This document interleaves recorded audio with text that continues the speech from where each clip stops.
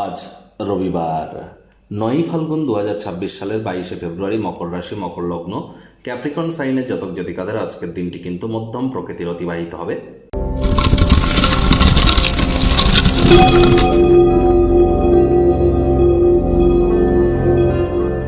ভিডিওটির শুরুতে স্ক্রিনে আপনারা দেখতে পাচ্ছেন সূর্যদেবের প্রণাম মন্ত্র।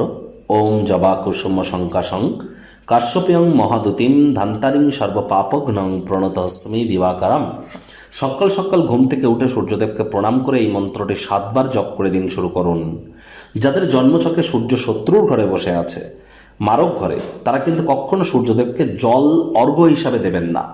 আর সূর্য কিন্তু বর্তমানে রাহুল নক্ষত্র শতবিশা নক্ষত্রে গোচর করছে।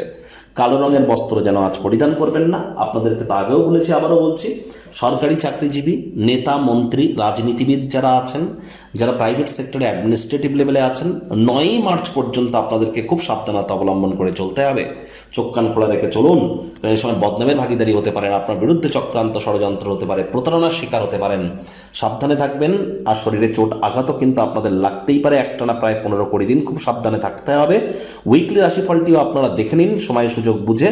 পিতা বা পিতৃতুল্য ব্যক্তিবর্গের সাথে সুসম্পর্ক বজায় রাখুন, এটি আপনাদেরকে বহুলাংশ উপকৃত করতে চলেছে।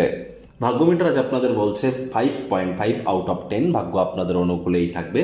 সম্পর্কের ক্ষেত্রে আপনাদেরকে আজ অতিরিক্ত সাবধানতা এবং সচেতনতা কিন্তু অবলম্বন করে চলতে হবে। কথায় আছে না, সকলের তরে সকলে আমরা, প্রত্যেকে আমরা পরের তরে। নিজের সুখ দুঃখকে সকলের সাথে ভাগাভাগি করে নিন। আজ অন্যদের সাথে নিজের খুশিকে যদি ভাগ করে নিতে পারেন, শরীর মনের আপনাদের বিকাশ কিন্তু 100% আজ ঘটতে চলেছে। অর্থনৈতিক দিকটিও আজ কিন্তু আপনাদের শক্তিশালী হওয়ার সম্ভাবনা প্রবল।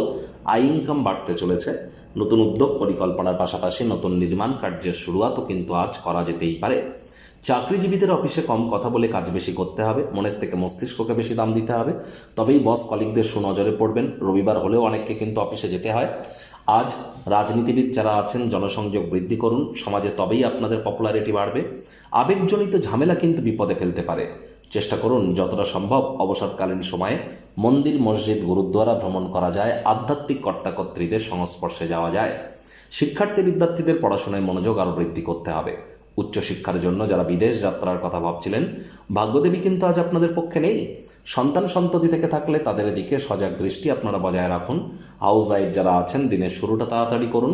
প্রেমিক প্রেমিকা, স্বামী স্ত্রী, না ভাব ভালোবাসা, রোম্যান্স, না তর্ক বিতর্ক, অশান্তি, কোনোটাতেই বাড়াবাড়ি যেন করবেন না। অন্যান্য দিনের ন্যায় আজকের দিনটিকে সাধারণ হিসাবে ট্রিট করবার আপ্রাণ প্রচেষ্টা আপনাদেরকে করতে হবে। শত্রুপক্ষ, বিরোধী পক্ষ আজ কিন্তু খুব একটি শক্তিশালী থাকছে না। পরিবার পরিজনদের উপর জোর করে নিজের মতামতকে জাহির করলেই কিন্তু মারাত্মক ক্ষতি। কাউকে টাকা পয়সা ধার দিয়ে থাকলে সেটি কিন্তু আজ ফেরত পেতে পারেন, এটি আপনাদের জন্য ভালো।